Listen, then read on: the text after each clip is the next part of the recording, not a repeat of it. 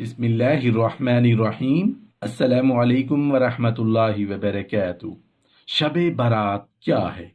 मोहतरम नाजरीन, माह शाबानुल मुअज़्ज़म में एक रात आती है जो बड़ी फजीलत और बुजुर्गी वाली रात है। जलीलुल कदर ताबई हजरत अत्तार बिन यसार रहमतुल्लाह अलैह फरमाते हैं कि लैलतुल कद्र के बाद शाबान की 15वीं शब से ज्यादा कोई रात अफजल नहीं। इस रात के कई नाम हैं। लैलतुल मुबारका यानी बरकतों वाली रात, यानी अल्लाह ताला की रहमत खासा के नजूल की रात। दस्तावेज वाली रात, दोजख से छुटकारा मिलने और बरी होने की रात। इस रात में रहमत खुदावंदी के तुफैल बेशुमार इंसान दोजख से निजात पाते हैं, इसलिए इस रात को शब बरात कहते हैं। ये शाबान की 15वीं शब होती है। अहादीस मुबारका में इस शब को बड़ी फजीलत और खसूसियात जिक्र की गई हैं। मोहतरम नाजरीन, हम अहादीस की किताबों में ये आम तौर पर पढ़ते और सुनते रहते हैं कि अल्लाह ताला आम रातों में रात के तिहाई हिस्से में आसमान दुनिया पर तशरीफ फरमाते हैं और निदा आती है कोई जो मुझसे मगफिरत तलब करे, है कोई जो मुझसे रिज्क तलब करे, है कोई मुसीबत ज़दा जिसकी मुसीबत को दूर करूं। लेकिन शब बारात में बिल्कुल इसके मुख्तलिफ है कि शब बारात में अल्लाह ताला गरूब आफताब से लेकर यानी मगरिब के बाद से लेकर सुबह सादिक तक आसमान दुनिया पर नजूल फरमाते हैं और अपनी मखलूक पर नजर रहमत फरमाते हुए बेशुमार इंसानों की मगफिरत फरमा देते हैं। अलबत्ता कुछ महरूमुल किस्मत लोग ऐसे हैं जो इस शब में भी नजर रहमत से महरूम रहते हैं। एक हदीस है जिसका मफहूम कुछ इस तरह है कि हजरत आयशा सिद्दीका रज़ी अल्लाह अन्हा नबी करीम सल्लल्लाहु अलैहि वसल्लम से रिवायत फरमाती हैं कि आपने फरमाया, क्या तुम्हें मालूम है कि इस रात यानी शाबान की 15वीं शब में क्या होता है? हजरत आयशा सिद्दीका रज़ी अल्लाह अन्हा ने दरियाफ्त किया, या रसूल अल्लाह सल्लल्लाहु अलैहि वसल्लम, आप बता दीजिए कि इसमें क्या होता है। तो आप सल्लल्लाहु अलैहि वसल्लम ने फरमाया, इस शब में ये होता है कि इस साल में जितने भी पैदा होने वाले हैं वो सब लिख दिए जाते हैं और जितने इस साल मरने वाले होते हैं वो सब भी इस रात में लिख दिए जाते हैं। इस रात में सब बंदों के आमाल सारे साल के उठाए जाते हैं और इसी रात में लोगों की मुकर्ररा रोजी उतरती है। हजरत अत्तार बिन यसार रहमतुल्लाह अलैह फरमाते हैं कि जब शाबान की 15वीं शब होती है तो अल्लाह ताला की तरफ से एक फहरिस्त मलकुल मौत को दी जाती है और हुक्म दिया जाता है कि जिन लोगों का नाम इस फहरिस्त में दर्ज है उनकी रूहों को कब्ज करना है। कोई बंदा तो बागों के दरख्त लगा रहा होता है, कोई शादी कर रहा होता है, कोई तामीर में मसरूफ होता है, हालांकि उसका नाम मुर्दों की फहरिस्त में लिखा जा चुका होता है। हजरत उस्मान बिन मोहम्मद रहमतुल्लाह अलैह फरमाते हैं कि रसूलुल्लाह सल्लल्लाहु अलैहि वसल्लम ने फरमाया कि उम्रें एक शाबान से दूसरे शाबान तक तय की जाती हैं। यहाँ तक कि इंसान शादी ब्याह करता है, उसके बच्चे होते हैं, हालांकि उसका नाम मुर्दों की फहरिस्त में दाखिल हो चुका होता है। हजरत राशिद बिन साद रहमतुल्लाह अलैह से रिवायत है कि रसूलुल्लाह सल्लल्लाहु अलैहि वसल्लम ने इरशाद फरमाया, शाबान की 15वीं शब को अल्लाह ताला उन तमाम रूहों को कब्ज करने की तफसील मलकुल मौत को बता देते हैं जो इस साल में कब्ज की जाएंगी। एक हदीस है जिसका मफहूम कुछ इस तरह है कि हजरत अबू हुरैरा रज़ी अल्लाह अन्हु रिवायत करते हैं कि रसूलुल्लाह सल्लल्लाहु अलैहि वसल्लम ने इरशाद फरमाया कि मेरे पास निस्फ माह शाबान की रात जिब्राइल अलैहिस्सलाम तशरीफ लाए और अर्ज करने लगे, ऐ अल्लाह के रसूल, आसमान की तरफ अपना सर मुबारक उठाइए।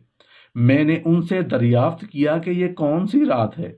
उन्होंने कहा, ये वो रात है जिस रात अल्लाह ताला रहमत के 300 दरवाजे खोल देते हैं और हर उस शख्स को बख्श देते हैं जिसने उसके साथ किसी को अपना शरीक नहीं ठहराया होता, बशर्ते कि वो जादूगर ना हो, सूदखोर ना हो, जानी ना हो, शराब का आदी ना हो।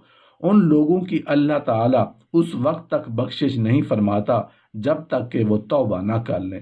جب رات کا چوتھائی حصہ گزر گیا تو جبرائیل علیہ السلام پھر تشریف لائے اور کہا، یا رسول اللہ صلی اللہ علیہ وآلہ وسلم، اپنا سر مبارک اٹھائیے۔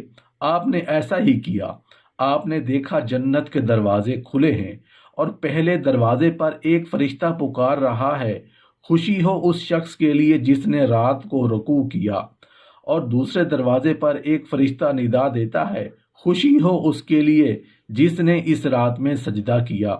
تیسرے دروازے پر ایک فرشتہ ندا دے رہا تھا، خوشی ہو اس کے لیے جس نے اس رات دعا کی۔ چوتھے دروازے پر ایک فرشتہ ندا دے رہا تھا، خوشی ہو اس رات میں ان لوگوں کو جو ذکر کرنے والے ہیں۔ پانچویں دروازے پر فرشتہ پکار رہا تھا، خوشی ہو اس کے لیے جو اللہ کے خوف سے اس رات میں رویا۔ چھٹے دروازے پر فرشتہ پکار رہا تھا، اس رات کے تمام مسلمانوں کو خوشی ہو۔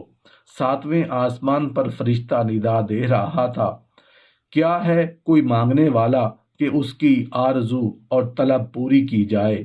آٹھویں دروازے پر فرشتہ پکار رہا تھا، کیا کوئی معافی کا طلبگار ہے کہ اس کے گناہ معاف کیے جائیں۔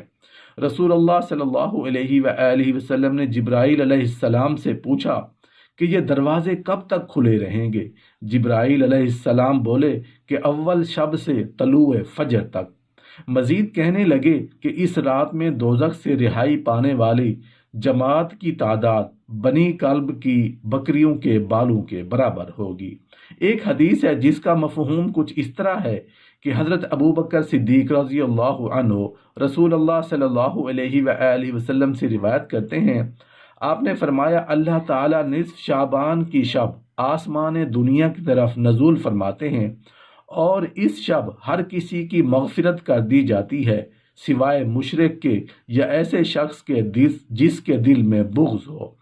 ایک حدیث ہے جس کا مفہوم کچھ اس طرح ہے کہ حضرت عائشہ صدیقہ رضی اللہ عنہا فرماتی ہیں کہ ایک رات میں نے رسول اللہ صلی اللہ علیہ وآلہ وسلم کو اپنے پاس نہ پایا تو میں آپ کی جستجو میں نکلی، کیا دیکھتی ہوں کہ آپ جنت البقیع میں تشریف فرما ہیں۔ آپ نے فرمایا، عائشہ، کیا تمہیں یہ اندیشہ ہے کہ خدا کے رسول تم پر زیادتی کر سکتے ہیں؟ میں نے عرض کیا، یا رسول اللہ صلی اللہ علیہ وآلہ وسلم، مجھے یہ خیال ہوا کہ شاید آپ کسی دوسری اہلیہ کے پاس تشریف لے گئے ہیں۔ آپ نے فرمایا، بلا شبہ اللہ تبارک و تعالی شعبان کی 15ویں شب آسمان دنیا کی طرف نزول فرماتے ہیں، بنو کلب کی بکریوں کے بالوں کے برابر لوگوں کی مغفرت فرما دیتے ہیں۔ حضرت موسیٰ اشعری رضی اللہ عنہ رسول اللہ صلی اللہ علیہ وآلہ وسلم سے روایت فرماتے ہیں کہ آپ نے فرمایا، اللہ تعالی شعبان کی 15ویں رات نظر رحمت فرما کر تمام مخلوق کی مغفرت فرما دیتے ہیں سوائے مشرک اور کینہ پرور کے۔